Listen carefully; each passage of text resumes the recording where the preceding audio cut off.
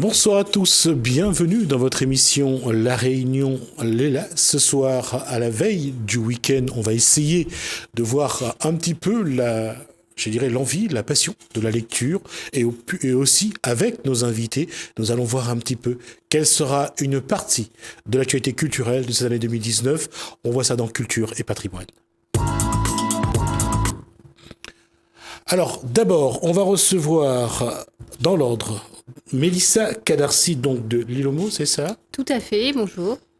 On a Céline Ramsamy, alors je sais plus, c'est Giancone ou Giancone. Giancone, donc de la Ligue de l'enseignement de la Réunion, donc bien sûr. Bonsoir, à moins qu'il y ait d'autres choses à rajouter. Bonsoir. On parle de quartier libre, pas ce soir. Non. Et on reçoit Roger Ramchetti, qui est donc vice-président de la Ligue de l'enseignement, mais également qui est responsable et président donc de la CCEEE. Le CCEE, qui est le Conseil de la culture et de l'éducation de l'environnement, mais je suis là au titre de Ligue de l'enseignement. De la Ligue de l'enseignement. J'ai pas oublié le titre. Vice-président de la Ligue de l'enseignement. C'est ce que j'ai dit. Ramchetti, voilà. D'accord. Voilà. Et j'ai bien dit Conseil de la culture, de l'éducation et de l'environnement. Donc c'est associé tout cela. Hein. D'accord. Parce que je représente la Ligue de l'enseignement au sein du CCE. D'accord. Voilà. Donc là, vous avez trois acteurs de la vie culturelle à La Réunion.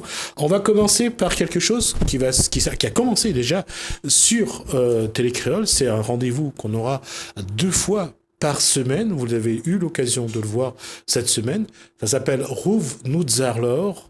Comment inciter, comment passionner tout public, tous les publics à la lecture.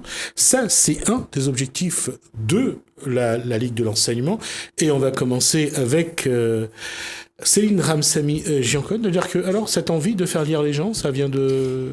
Alors, d'abord situer peut-être l'émission qui a été donc conçue par la Ligue de l'enseignement, qui est un partenaire de l'éducation nationale. Et donc, à ce titre, nous menons des actions culturelles et éducatives pour essayer de renforcer le dispositif de lecture et inciter les jeunes à lire. Et donc, dans la mesure où on voit que l'objet livre est parfois souvent délaissé par les jeunes, nous souhaitons lui donner une certaine valeur et surtout, bien sûr, donner l'envie de lire non seulement aux jeunes, mais aussi à toute la population. Et donc, dans ce cadre-là, nous avons imaginé une émission où chaque semaine, un jeune, une personne qui à la retraite, enfin différents représentants de la société, puissent être amenés à présenter un livre qu'il a aimé et qu'à travers l'exposé de ce qui lui a plu, de ce qu'il a vu dans ce livre, eh bien, il donne envie de lire aux spectateurs. C'est sans doute pour un public un peu plus jeune, Lilomo, Mélissa Kadarsi. Comment vous allez avoir, j'allais dire, participer à ça? Comment vous faites pour amener les jeunes à apprécier la lecture? Alors Lilomo, c'est une association qui est adhérente de la Ligue de l'enseignement et qui donc se retrouve aussi sur ses objectifs de rendre la culture, la lecture, l'écriture accessible à tous. Donc les moyens, c'est vraiment d'agir au quotidien, d'aller à la rencontre des jeunes et de leur proposer tout type d'activités pour leur donner envie, leur faire découvrir le goût. Et donc, ça peut passer vraiment par des ateliers qui, au départ, n'ont pas forcément beaucoup à voir avec la lecture. Donc, on va, par exemple, créer des jeux d'énigmes au sein des bibliothèques. Remarquez que c'est dans une bibliothèque, c'est pas par hasard, où les jeunes, petit à petit, vont jouer, vont se prendre au jeu de la chasse au trésor, etc. Et puis, à un moment, il faudra aller chercher un indice dans un livre. Donc, ils vont peut-être aller vers un livre qu'ils n'auraient jamais ouvert tout seuls. Ils vont peut-être aller dans un dictionnaire qu'ils n'utilisent d'habitude que pour l'école. Et voilà, c'est comme ça qu'on les amène à s'intéresser à ce qui est à l'intérieur de ces trésors que sont les livres. Hein. C'est pour ça qu'on a choisi ce titre pour l'émission. Et donc, nous, on passe beaucoup et par le jeu et par des disciplines artistiques, quelles qu'elles soient. Donc, voilà, ça peut être des jeux d'énigmes, ça peut être aussi monter des ateliers vidéo, ça peut être par le théâtre, par les arts créatifs. Et donc, toujours, d'abord, attiser la curiosité pour les jeunes et les moins jeunes. Et puis ensuite, voilà, amener à découvrir ce qui se cache à l'intérieur du livre. D'accord. Roger Ramchetti, vous avez avant d'être là où vous êtes, vous étiez instituteur, je crois. Oui.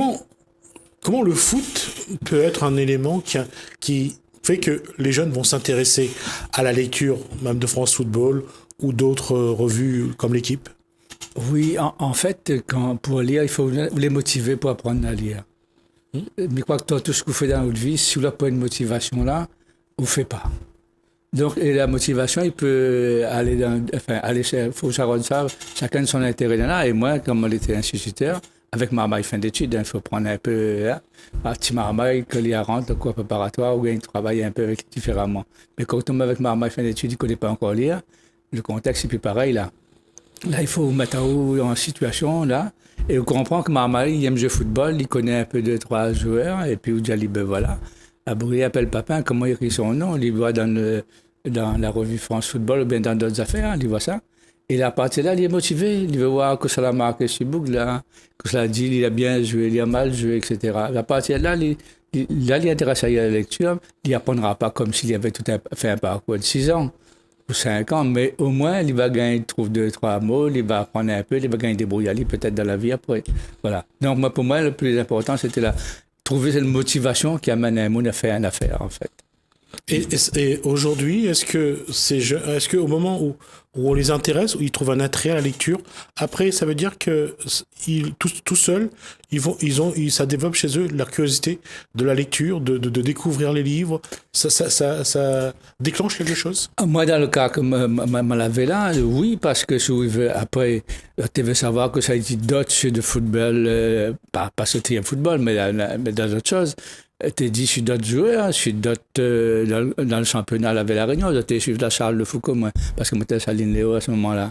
Mais donc, le journal t'intéresse à ça, Esther. Dans le journal, c'est plus seulement des images, que ça, il dit, un tel, tu vois. Donc, il développe de cette manière-là. Donc, accrocher les gens. Il faut accrocher la proximité. Voilà.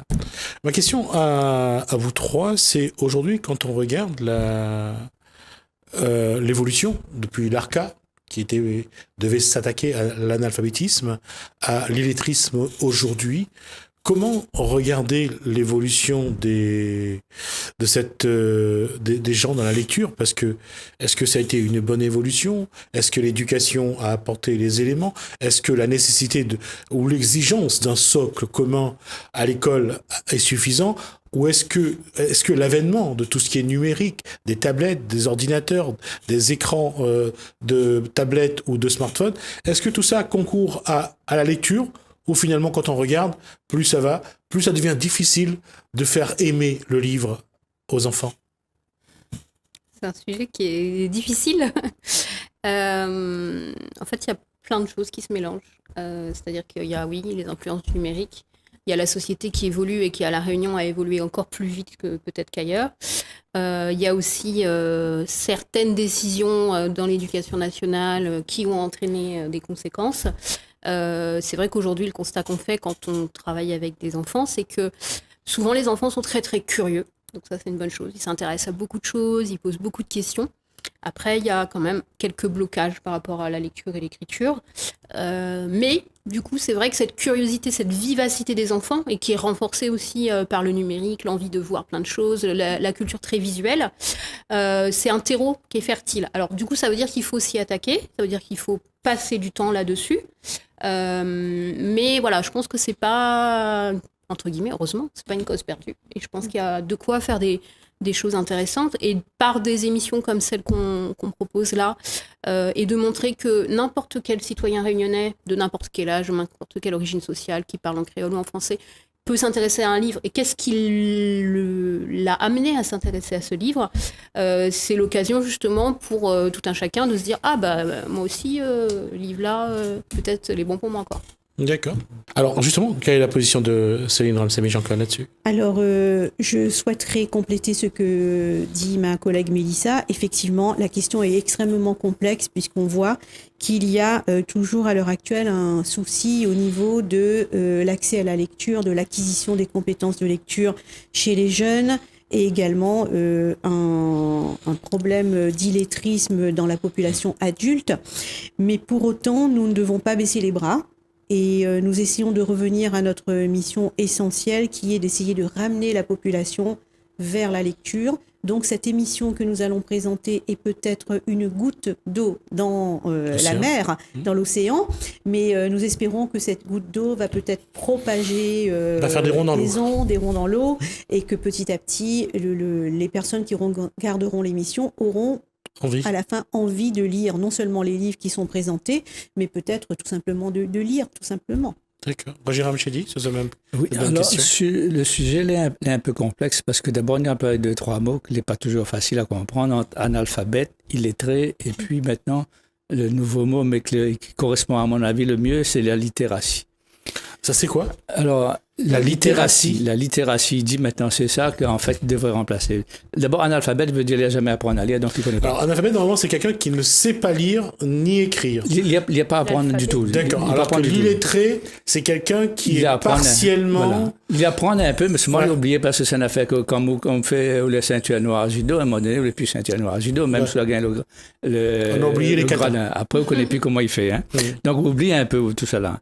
Et en fait, la vraie définition de base que nous n'a pas mis en place au départ, c'est les Anglais, toujours malheureusement, qui a devance à nous là-dessus.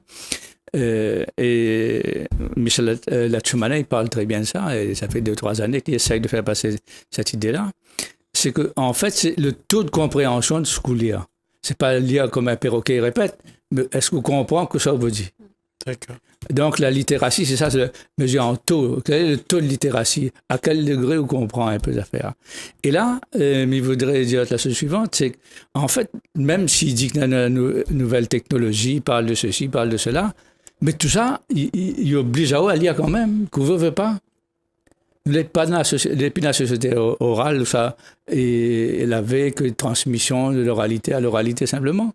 Nous, la fini à passer à un stade d'écrit. Ou de bonnes textos qu'on envoie, qu'on reçoit, bonnes messages, tout ça, c'est de la lecture même, ça. Après, il reste ce qu'on comprend dedans, on voit souvent. Et c'est que là, dans l'opération, qui est intéressant, c'est, vous avez besoin d'une petite information, il y a un petit texto rapide, vous l'avez compris que ça veut dire, oula. Mais là, les autres choses, c'est, et Céline l'a bien dit, c'est dans un monde différent, un monde d'imagination, de rêve, d'espoir, d'espérance, tout ce qu'on veut. Et c'est ça, les formidables, je veux. Découvrir le livre de cette manière-là, il est différent. Voilà. Il y a d'autres choses. Sur la lecture, on a vu ces dernières années avec ceux qui sont arrivés sur sur ce terrain de lecture, les contes, les conteuses, les conteurs, qui aujourd'hui on apporte quelque chose d'important, c'est de donner envie aux gens de découvrir. Et les contes, généralement, c'est des contes de la Réunion ou de l'océan Indien. Et c'est une réalité. Et cette réalité-là s'ajoute le fait que le Réunionnais a aussi envie de connaître un peu son histoire. Les batailles sont souvent culturelles, sont souvent pour connaître son histoire, pour ouvrir des espaces pour apprendre son histoire. On le voit dans les différentes, manifestations qui se créent, les actions, les rendez-vous. On voit que la part de découverte, d'apprentissage du patrimoine, de la culture réunionnaise est de plus en plus importante. Est-ce que cette nouveauté qui date depuis une quinzaine d'années quand même, est-ce que ça contribue et ça incite le Réunionnais à lire surtout son histoire? En fait, il faut replacer ça sous le domaine un peu historique et l'histoire de l'enseignement à La Réunion. Hein. D'ailleurs, nous tenons aujourd'hui le nom de notre association de référence, c'est-à-dire la Ligue de l'enseignement, l'a changé parce qu'à l'époque, c'était la Fédération des œuvres laïques. Mais ni un de l'autre, il ne dit pas vraiment que ça n'est rien, parce que c'est une vieille association en France qui date depuis 1866, créée par Jean Massé, qui était enseignant, journaliste et homme politique de ce côté-là. Et en fait, le nom de départ, quand il crée ça, il n'appelle pas comme ça, il appelle la Ligue française de l'enseignement et de l'éducation permanente. Et le mot fondamental pour nous là-dedans, c'était l'éducation. Parce que nous, l'enseignement, les faits, c'est l'instruction, les données à l'école, il y en a un ministère, l'instruction civique, il y en a tout ça autour de ça. Mais nous, c'était dans l'éducation des gens. C'était notre rôle. Et il fait ça pour ça. Et bien entendu, il faut connaître lire, et donc il faut apprendre aussi à lire. Jean Basset travaille bon peu avec ça. Pour les populations un peu défavorisées, notamment après, s'ils n'avaient pas droit à l'école, c'était pour les femmes qui n'avaient pas droit à l'école à cette époque-là. Donc, souvent. Et nous, quand on repasse ça à La Réunion, et la Ligue d'enseignement ici, la FOL, est créée en 1949. un peu juste après la départementalisation. Voilà. Et de manière officiellement, c'est en 1950 et on aura donc les 70 ans en 2020 on préparer quelque chose. Mais il y aura toute une période, si on regarde même à l'école, on va remarquer, parce que l'école va développer un peu plus, va être massifiée, comme il dit, pas seulement démocratisée, c'est massifié, c'est en quantité, va développer beaucoup à la fin des années 50. Et à partir de là, on va retrouver 50, 60, des gens qui écrivent, ils parlent de l'histoire de la Réunion, de Fosse-du-Rô, d'autres, il y en a des choses qui parlent de la Réunion, Nourigan, il y a quelque temps, il a fait un livre, tout ça, ils parlent de la Réunion. Et bizarrement, après 60, 70 ans, ils causent de moins en moins.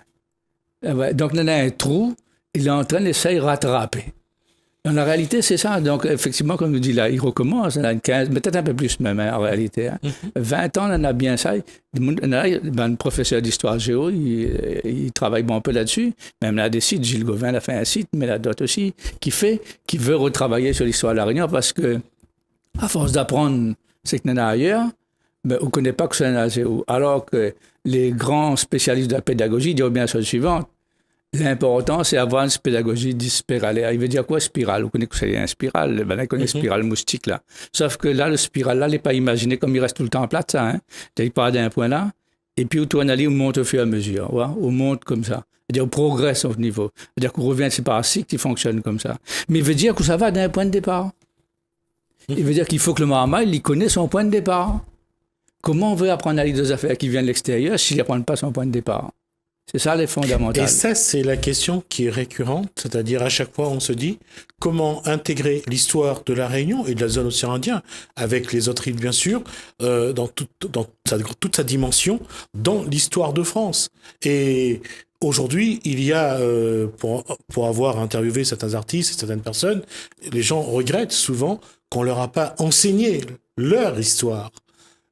Même si l'histoire de France fait partie de leur histoire, parce que les Réunionnais ont participé aux différentes guerres, que ce soit la Première Guerre mondiale et jusqu'à ce jour, ça aussi c'est l'histoire de la Réunion. Mais il y a une partie de l'histoire de la Réunion qui ne fait pas vraiment partie de l'histoire de France et qu'on n'a pas enseigné. Et lorsqu'on revient sur ce qu'a fait l'époque Michel Debré, il y a eu cette ordonnance Debré qui a marqué aussi la Réunion. Il y a les enfants de la Creuse. Là, il y a une réalité, c'est que à un moment donné, il y a certains qui ont voulu tellement assimiler, intégrer plutôt que d'assimiler. Juste un clin d'œil à Paul Vergès, mais au moins c'est une réalité, c'est qu'on n'a pas essayé de construire l'homme réunionnais dans son environnement. On a essayé de l'intégrer dans une histoire qui n'est pas la sienne. Alors, comment aujourd'hui, en termes d'éducation, à travers la lecture, vous allez essayer de compléter ou de combler ce manque, cette carence? Alors, si là tu as abordé beaucoup de choses en même temps, oui. Donc du coup, c'est pas non plus... voilà, je vais essayer de répondre quand même. Ouais. Juste d'abord pour repréciser que la Ligue de l'éducation, c'est effectivement une association d'éducation populaire. Et donc, à ce titre, l'une de nos missions, c'est bien d'essayer de rétablir les inégalités. Et rétablir les inégalités, c'est essayer de trouver les angles. Les égalités. Rétablir, non, excusez-moi. Combattre les inégalités et rétablir les égalités. Et donc, essayer de comprendre le fonctionnement de notre société et faire en sorte que ceux qui sont un peu à la marge puissent essayer également, eux aussi, d'avoir accès à une certaine éducation. Alors, l'angle sous lequel il faut mettre en valeur cette mission, ça peut être effectivement l'histoire de la Réunion, puisque comme tu as dit, il y a une quête, il y a une recherche, et il faut effectivement, se servir de ce besoin de la jeunesse de comprendre l'histoire pour essayer de les amener à la lecture. Alors dans le cadre de l'émission, on voit par exemple, vous allez voir dans les premières séquences que nous avons montées, on voit effectivement deux jeunes qui qui ont l'occasion de présenter des livres qui sont en lien avec... Il y en a un qui va montrer quelque chose sur sa famille qui vit à Mafat. Et on voit qu'il a saisi cette occasion pour reprendre son livre et nous présenter le livre sur Mafat, par exemple. Ça peut donner envie aux jeunes de redécouvrir son histoire. Voilà, de l'histoire son locale, histoire. la culture locale. Et le jeune sait très bien le présenter, vous allez voir. Et puis, on a assisté à quelque chose d'assez surprenant. C'est un autre jeune qui, lui, n'avait pas lu le livre, mais parce que le livre parlait de l'esclavage et qu'il sait très bien qu'il y a un lien avec l'histoire de la Réunion, il a voulu nous parler de ce livre. Alors, il nous a promis qu'il allait le lire après, mais c'est vrai que le fait qu'il ait choisi ce livre... qui n'est pas non plus facile, c'est Marivaux, l'île des esclaves, qui a été écrit en XVIIIe siècle. Ce n'était pas non plus le livre le plus facile, mais pourtant, vous allez voir que quand il en parle, il en parle quelque part, il s'est joint à notre... psychologiquement, il a rejoint le projet global qui était de présenter un livre, et il a essayé en même temps de mettre en valeur l'histoire de la Réunion en parlant de l'esclavage. Voilà. Missa Kalarsi, pour l'île aux mots, si on prend par exemple le livre de Teddy Yafar Gangama, Tigouya, si on prend l'histoire de Kala, si on prend l'histoire de Tijan, est-ce que ces éléments-là rentrent dans ce que vous essayez aussi d'apprendre, de faire découvrir à vos jeunes lecteurs? Tout à fait. Alors en fait, l'île aux mots, c'est une association qui est assez jeune, qui existe depuis 2012. Et dans laquelle on a mis en place des actions progressivement. Et puis, à un moment donné, on a eu l'intuition que pour amener les jeunes Réunionnais à s'intéresser aux livres, il fallait prendre des livres qui parlaient de ce qu'ils connaissaient. Intuition qui a été confirmée par des lectures, par exemple, de l'anthropologue Michel Petit, qui indique bien que, un peu comme l'a expliqué Roger avec sa spirale, il faut se connaître soi-même, il faut connaître aussi l'extérieur, pour se positionner dans le monde en tant qu'individu, en tant que citoyen. Donc, à ce titre-là, on a monté un projet qui s'appelle Lettres des îles, dans lequel on s'appuie sur 2 œuvres de littérature de l'océan Indien, donc Fin d'enfance d'Axel Gauvin et Le dernier frère de Natacha Apana, donc, qui est une mauricienne francophone, pour justement aller dans les collèges et faire découvrir aux jeunes ces livres, alors par divers moyens ludiques, théâtre, etc. Mais en tout cas, ce qu'on observe, c'est une méconnaissance, malheureusement, du contexte local, mauricien. Enfin voilà, c'est quand même 2 îles qui se ressemblent beaucoup. Et une vive curiosité. C'est-à-dire que les livres se passent pour Fin d'enfance dans les années 60-70 et pour Le dernier frère pendant la Seconde Guerre mondiale. Donc c'est des visions de la Réunion et de l'île Maurice très très différentes de celles qu'elles sont aujourd'hui. Et donc voilà, une grande curiosité sur... voilà, c'est des choses peut-être qui, pour des gens de notre âge, paraissent tout bêtes, mais sur des charrettes de bœuf, le fait qu'à l'île Maurice, comme à La Réunion, il y avait le train, des choses comme ça. Et donc, c'est l'occasion de leur parler de leur île, de la façon dont elle a évolué, de comment je peux, dans un récit, situer à quel moment ça se passait, à quel endroit ça se passait, par des petits indices comme cela. Et du coup, aussi, de prendre du recul par rapport à la façon dont la société réunionnaise a évolué. Jérôme Chetty? Oui, juste pour dire le livre qu'elle a donné, Fin d'enfance, que c'était bien. Axel a fait ça dans les 2 langues. Axel Gauvin? Axel Gauvin. Puisque qui est président donc de l'Office de la langue créole créole. La Réunion. Et en fait, il y en a Fin d'enfance en français, parce que moi, j'ai aussi le livre, et donc Bayalina en créole. Baya, c'est un petit malbar. Sur l'école, il rencontre ça, c'était un le petit petit nom qu'on appelait avec affection tous ceux de la famille, surtout les grands. Et on appelait aussi les gens qui étaient là Baya. On terminait sa phrase par Baya pour indiquer ça dit Baya.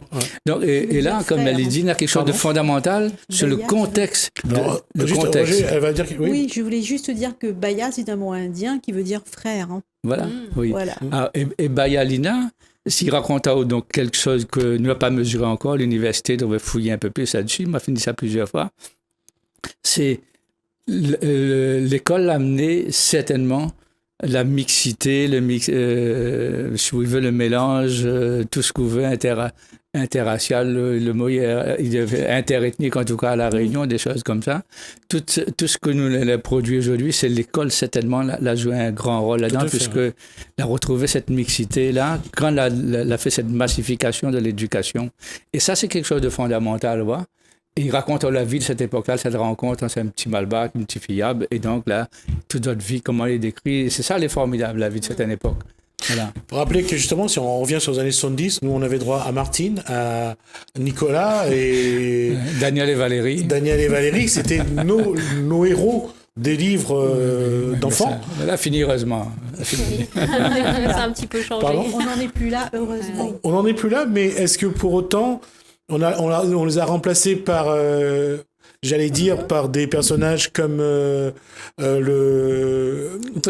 caméléon, par l'Andorre. Voilà. Est-ce que ça, c'est rentré comme le Margouillat, comme le Gecko, comme pour Teddy Yafaruga par le Tigouya. Est-ce qu'aujourd'hui c'est venu dans les classes maternelles et donc ça se passait aussi, c'est dans la circonscription de Saint-Louis particulièrement, hein. Il remonte à peu près à 20 ans de cela aussi, 20-25 ans peut-être même, hein. T'es fait un concours et c'était pour créer des livres pour les marmailles. Je me souviens d'un titre comme ça, Le mémoire de la baleine bleue, il parlait en gros de tout ce qui était autour de la Réunion, des choses comme ça. Et donc à partir de là, il a sorti pas mal de petits bouquins qui aident à accéder à la lecture. Mais après, et c'est là que, quand on lui a dit, Marmaille ne connaît pas, si vous faites un test aujourd'hui à l'école de Mohamed Marmaille, qui ça tu connais comme écrivain à la Réunion un jour. Les malheureux à dire, ne connaissent pas beaucoup, alors qu'il y en a bon peu, d'écrits à la Réunion. Il y a beaucoup de producteurs, il y a beaucoup d'auteurs de production locale. Et c'est ça qu'ils devraient regarder ça d'un peu plus près. Mais si c'est pas les bibliothèques qui les gardent, il n'y a pas en médiathèque. Si. Non, c'est eux, il y en a achètent des ouvrages de la Réunion ou écrits par des auteurs réunionnais. Mais on les voit pas c'est pas intégré dans le cursus de l'éducation nationale, dans les cursus que ce soit des primaires, du collégien ou des lycéens. Il faut vraiment un travail de proximité de l'enseignant pour que l'enfant à la Réunion découvre quelques éléments de son histoire. Si, mais quoi, sa culture. Façon, elle est bien, ce qu'elle dit, elle est fondamentale aussi là, par rapport à ça. Le fait de découvrir de plus les auteurs réunionnais, ils devraient regarder ça.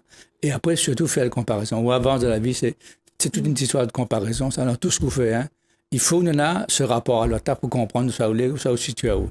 Voilà. Comme on peut marmaille réunionnais, ne comprend pas que vous êtes les réunionnais, tant vous n'êtes pas reparti ailleurs. Voilà. D'accord. Il faut j'allais dire, ce parallèle. C'est nécessaire pour... Il est fondamental, ce parallèle. Alors, oui, je voudrais quand même ne pas laisser dans l'ombre une question importante, effectivement, c'est la place de l'histoire de la Réunion dans les manuels scolaires ou dans l'éducation dans les départements et territoires d'outre-mer. Je ne suis pas au courant des dernières directives au niveau de l'Académie de la Réunion, mais on ne peut pas dire non plus que les élèves n'ont aucun accès à la littérature réunionnaise ou même à l'histoire. Il y a des livres qui existent, il y a des ouvrages qui sont dans les BCD, dans les bibliothèques, il y a beaucoup de projets qui sont faits par rapport au créole, par rapport à l'histoire. Maintenant, est-ce suffisant pour que l'ensemble des jeunes réunionnais connaissent véritablement leur histoire ? C'est la question qu'on peut effectivement poser, parce qu'il y en a quand même beaucoup qui sont très ignorants de l'histoire, des différentes étapes, hormis ce qu'ils font dans quelques projets avec des professeurs. C'est une véritable question de fond qu'il faut effectivement poser. En tout cas, on aura du temps pour en parler tout au long de cette année, en tout cas que ce soit avec la Ligue d'enseignement ou avec CCE de Roger Ramchetti, on aura toute l'occasion de revenir là-dessus. Je vais vous proposer de faire une pause et on va revenir justement après sur l'actualité culturelle que propose la Ligue d'enseignement et également la CCE. Retour sur le plateau. On vous rappelle que depuis cette semaine, vous avez droit à cette rubrique qui s'appelle Rouvre-nous Zarlor, portée par la Ligue de l'enseignement et également donc par Roger Ramchetti qui lui est président de la CCE.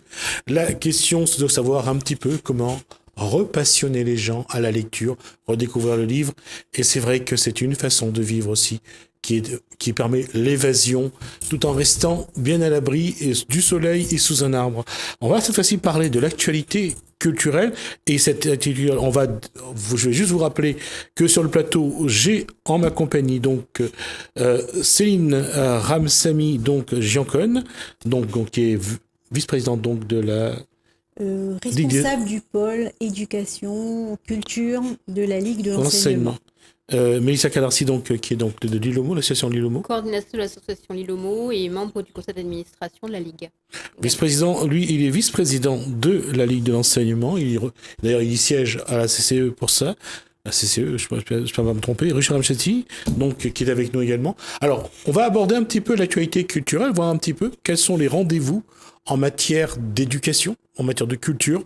On va commencer par ce qui va être proposé par la Ligue de l'enseignement. Oui, alors, comme je l'ai énoncé dans la dernière émission, effectivement, le but de la Ligue de l'enseignement, c'est de questionner la société pour que on puisse arriver à un maximum d'égalité, qu'on se penche un peu sur la question des plus démunis et des plus faibles. Et dans ce cadre-là, nous pensons essentiellement aux minorités linguistiques, par exemple, à la place du créole, à l'école, et également aux populations étrangères qui sont amenées à venir sur notre île. Et cette question est tout à fait d'actualité, puisqu'on sait qu'il y a actuellement des migrants, par exemple, qui arrivent en Europe et également dans notre île. Nous sommes touchés. Et donc, par rapport à cela, nous proposons d'ici 15 jours, le 6 février exactement, un programme de conférence, un séminaire sur comment construire une société inclusive qui va intégrer tous les apports de la société, plurilingue et interculturelle, qui ferait rencontrer les différentes cultures dans un concept d'égalité. Et nous allons présenter durant cette journée différentes approches innovantes. Je vais être méchant dans ma façon de poser la question. Est-ce que déjà le vocabulaire utilisé n'est pas un petit peu rébarbatif, voire déjà quand les gens écoutent, on va dire « Ah, ça c'est pour les intellos ». Non, alors justement, nous avons... Inclusive Oui, alors à part le mot inclusive, je signalerai que si on regarde le programme, justement, nous avons fait... Alors, déjà, on va rappeler comment ça s'appelle ce séminaire. Le séminaire, c'est construire une société inclusive qui intègre les différents apports de la population, plurilingue, prendre en compte toutes les langues, et interculturelle, qui encourage les rencontres entre les différentes cultures. Alors, pourquoi je disais ça, c'est que quelqu'un qui regarde cette émission, la question c'est de savoir est-ce que lui, il pourra être à la hauteur des échanges qui vont se faire. Oui, alors nous sommes mis d'accord avec la Ligue de l'enseignement, dont Roger Amchetti dans les échanges. Notre but n'est pas du tout de nous mettre en position, par exemple, intellectuelle, où ça va être que des chercheurs qui interviennent. Non. Alors, le matin, nous avons des interventions de chercheurs, effectivement. Mais l'après-midi, nous avons un programme spécialement consacré au pluriculturel, mais dans le contexte créolophone. Et là, on va avoir des gens qui travaillent essentiellement sur le terrain de l'île de la Réunion. On va interroger ce contexte créolophone. Et dans ce cadre-là, d'ailleurs, nous avons invité, il y aura un débat qui aura lieu à la fin de la journée. Et l'un des membres de ce débat sera Roger Amchetti, puisqu'il est essentiellement porteur d'un des projets assez, qui maintenant est un projet qui se reproduit chaque année, qui est la langue créole, le projet Langue créole, dont il vous saura vous parler mieux que moi. Roger m'y laisse au causer alors. Alors juste avant, je vais quand même rappeler donc 6 février. 6 février, Université de la Réunion, séminaire sur l'apport des différentes langues, le plurilinguisme. Juste ce que je voulais dire là-dessus, c'est que par rapport à ce qui a été dit sur ce qu'on appelle donc construire une société inclusive. Je vais revenir là-dessus, Roger Amchetti. La question se pose encore une fois, c'est qu'on a l'impression que lorsque se met en place ce genre de rencontres avec les universitaires, avec les érudits, il y a une partie de la population quand même qui ne se sent pas très concernée. Et cette partie de la population, généralement, reste en retrait parce qu'on a l'impression que ils n'ont pas les connaissances, ils n'ont pas la connaissance, ils n'ont pas donc l'instruction, et ils n'ont pas cette intelligence qu'ont les intellos. Alors, comment faire pour que cette partie de la population beaucoup plus, j'allais dire, qui vivent dans un autre contexte socio-économique, social surtout, comment faire pour que cette population-là, elle vienne justement, que cette population réunionnaise se sent concernée par ce que vous voulez leur apporter? En fait, le problème est beaucoup plus large que cette manifestation. C'est qu'on a des représentations, des idées reçues dans la population qu'il est difficile de faire changer. Mais il faut bien comprendre que d'abord, l'université, c'est un lieu de recherche. Ça. C'est un lieu d'enseignement. C'est un lieu. Aujourd'hui, la chance que l'on a, c'est qu'à Saint-Benoît, Banal a fait l'université populaire. Après, dans le sud, là-bas, il y a aussi une université un peu en dehors des murs de l'université traditionnelle. Hein. Le mot échappe à moi là, pour l'université de Saint-Joseph, qui fait tous les ans. Donc, il montre que nous les plus rattachés à l'université. Après, il y a d'autres mots. Non, je n'accuse personne. Hein. Non, mais je veux dire que le cadre qui est défini fait qu'il y a certains qui se sentent exclus de ça de par le niveau qui est montré, sur lequel communiquent ceux qui mènent ces actions. Eux vont se sentir exclus. Et je vais donner un exemple à l'instituteur que vous avez été. C'est généralement, quels sont les parents qui viennent à l'école lorsque les instituts les invitent? C'est les parents dont les élèves travaillent bien.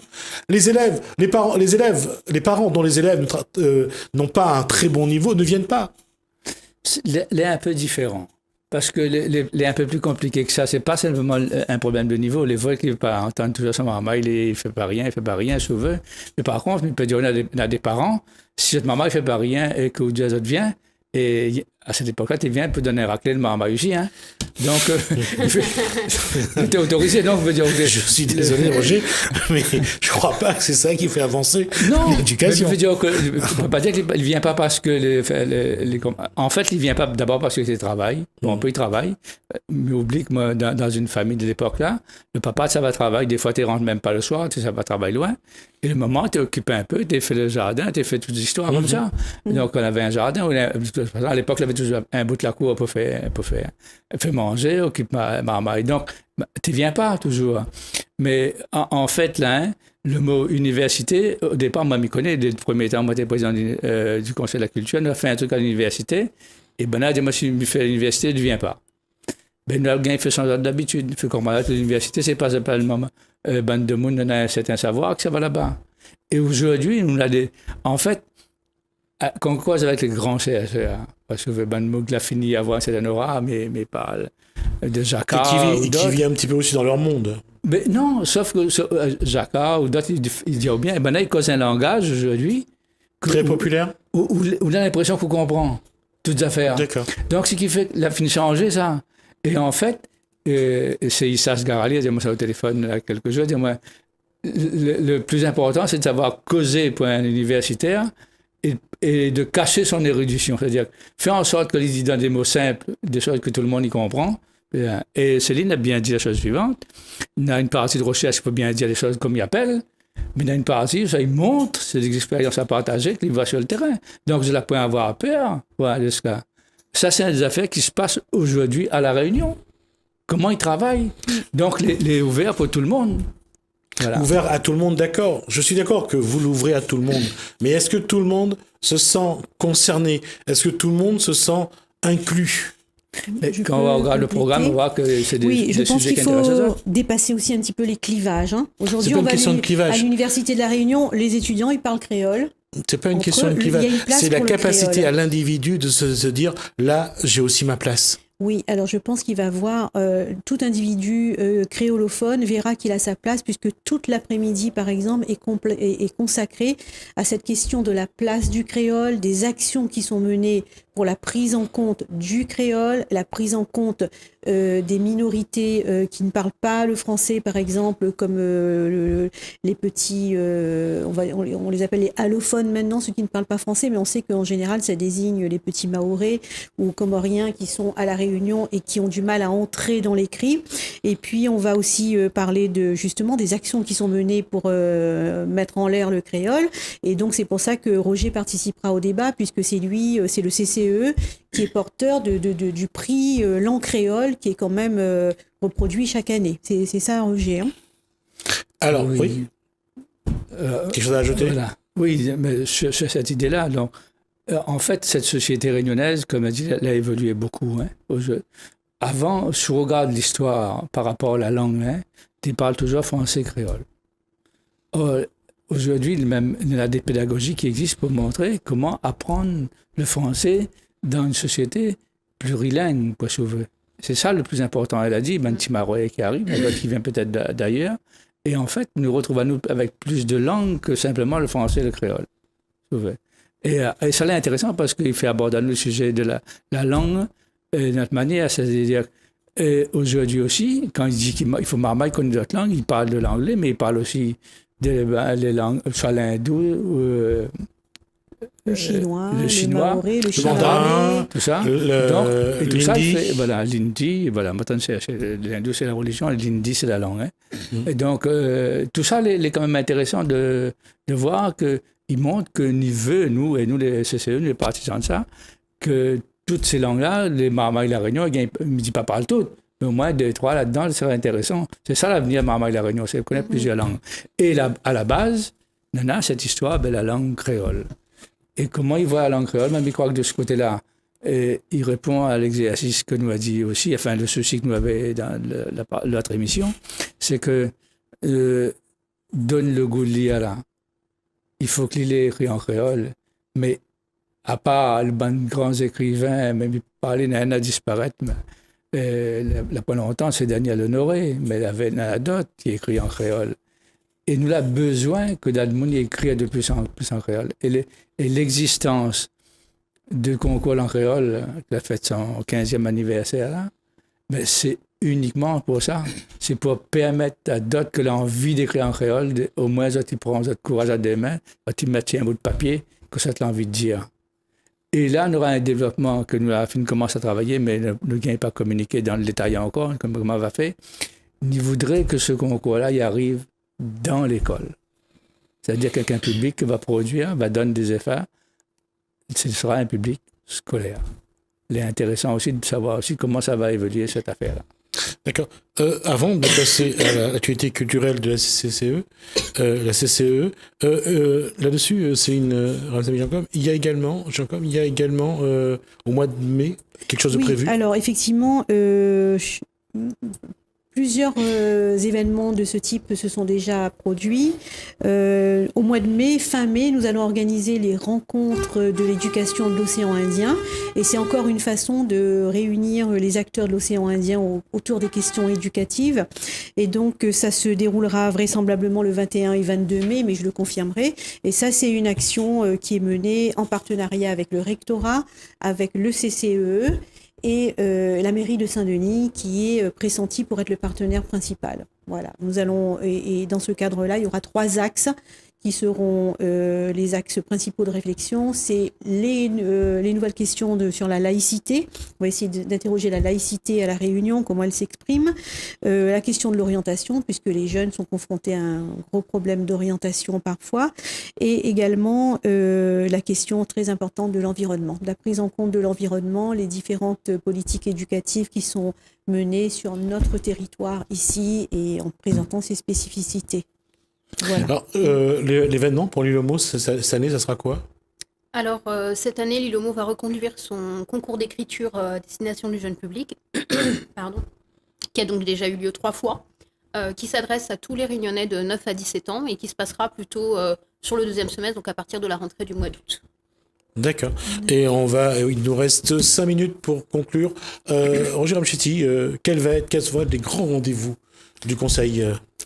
Les grands rendez-vous, en fait, il y en a peut-être plusieurs, mais il est vrai que nous, ça fait encore langue créole, mais ça n'a pas revenu à ce qu'on a fait, on fait une cause plusieurs fois.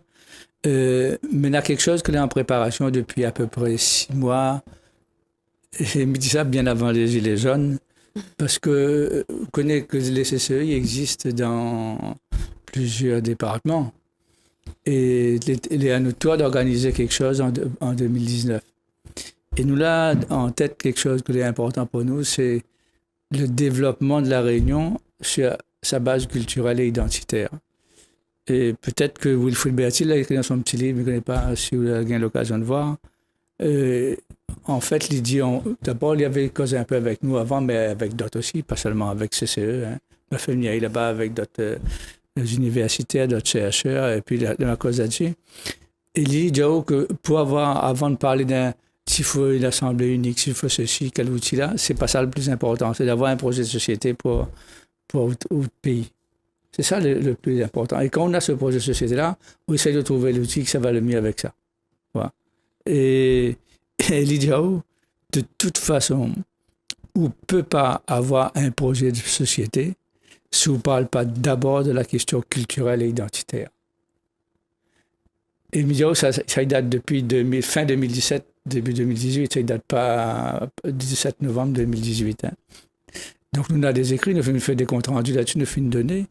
Et nous, dans nos têtes, nous avions dit, de toute façon, ce serait bon que vers la fin de l'année, globalement, il fait un colloque sur le développement économique, enfin culturel, identitaire et économique. Tout simplement parce que nous avons tendance à dire que toute l'économie, c'est une résultante mécanique des activités qu'une société y fait.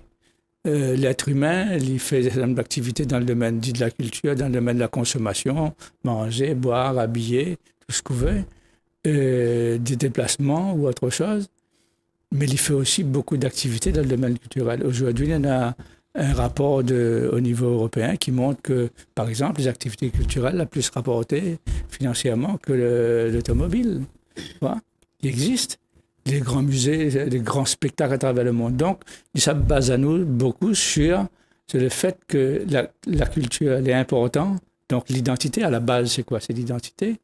Et montrer comment la culture de la Réunion est importante. La preuve en est, c'est qu'aujourd'hui, il parle un peu plus d'activités touristiques culturelles, des choses comme ça. Mais ça nous fait un dossier là-dessus. Nous fait d'autres dossiers sur la fréquentation culturelle. Et là, il veut placer ça dans un thème de développement de la Réunion.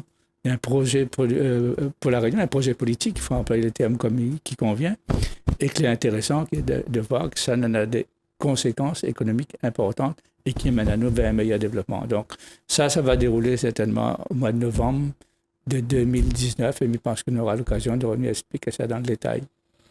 Oui, vous aurez l'occasion, puisque de toute façon, l'activité culturelle sera très intense également cette année. On arrive au bout de en tout cas, de ces échanges. On en aura fait quand même, je pense qu'on a eu le temps de dire pas mal de choses. Alors, juste pour vous rappeler que donc, en jour de semaine, donc, il y aura donc cette rubrique Revenus de Zarlor, déjà, pour montrer un petit peu comment ramener les gens à la lecture, à la passion des livres. Et puis, on verra tout au long de cette année, que ce soit avec le conseil consultatif Le conseil, c'est vrai, c'est compliqué, parce que dans l'actualité, il fait que notre mélange, c'est le conseil de la culture, de l'éducation et de l'environnement. Donc, il y aura cet événement-là, il y aura la Ligue de l'enseignement, comme il y aura l'ILUMO. Donc, nous aurons l'occasion de revenir sur les différents éléments de cette actualité culturelle. Merci à chacun et à chacune d'entre vous. Bon, je rappelle donc on était avec Céline Ramsamy Giancon, Mélissa Cadarcy et Roger Ramchetti. Merci à vous. Merci à vous de nous avoir suivis.